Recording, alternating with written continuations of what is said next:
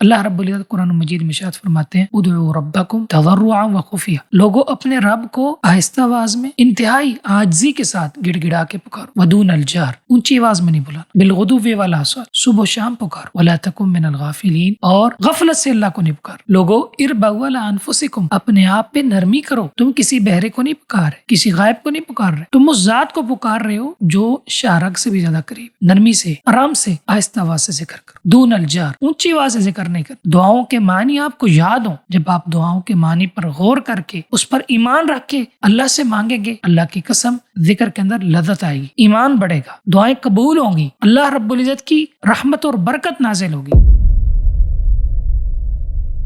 محترم سامعین و ناظرین، ذکر کا ادب کیا ہے؟ ذکر کیسے کرنا چاہیے؟ اللہ رب العزت قرآن مجید میں ارشاد فرماتے ہیں ادعوا ربکم تضرعا وخفیا، لوگو اپنے رب کو آہستہ آواز میں انتہائی عاجزی کے ساتھ گڑ گڑا کے پکارو، ودون الجار، اونچی آواز میں نہیں بلانا، بالغدو والآصال، صبح و شام پکارو، ولا تکن من الغافلین، اور غفلت سے اللہ کو نہیں پکارو۔ یہ آیت ذکر کے اندر ایک اصول ہے، ادب ہے، آداب اس میں سکھائے گئے۔ سب سے پہلا کہ آپ نے آہستہ آواز سے اللہ کا ذکر کرنا ہے۔ آہستہ آواز سے اللہ کا ذکر کرنا، اس کا فائدہ کیا ہے کہ انسان ریاکاری سے بچ جاتا ہے۔ دوسرا، انسان جب آہستہ آواز میں ذکر کرتا ہے تو دوسرے بھی تکلیف میں نہیں آتے۔ رسول اللہ صلی اللہ علیہ وسلم نے کچھ لوگوں کو دیکھا اونچی آواز سے وہ اللہ کا ذکر کر، آپ نے فرمایا لوگو اربعوا علی انفسکم، اپنے آپ پہ نرمی کرو، انکم لا تدعون الصم، تم کسی بہرے کو نہیں پکار رہے، کسی غائب کو نہیں پکار رہے، تم اس ذات کو پکار رہے ہو جو شارک سے بھی زیادہ قریب، نرمی سے، آرام سے، آہستہ آواز سے ذکر کرو، دون الجار، اونچی آواز سے ذکر نہیں کر۔ بعض لوگ جو ہیں وہ اونچی آواز سے ذکر کرتے ہیں، ان کے نئے انداز ہوتے ہیں، ان کے نئے سٹائل ہوتے ہیں، نہیں، قرآن کہتے ہیں تضرعا،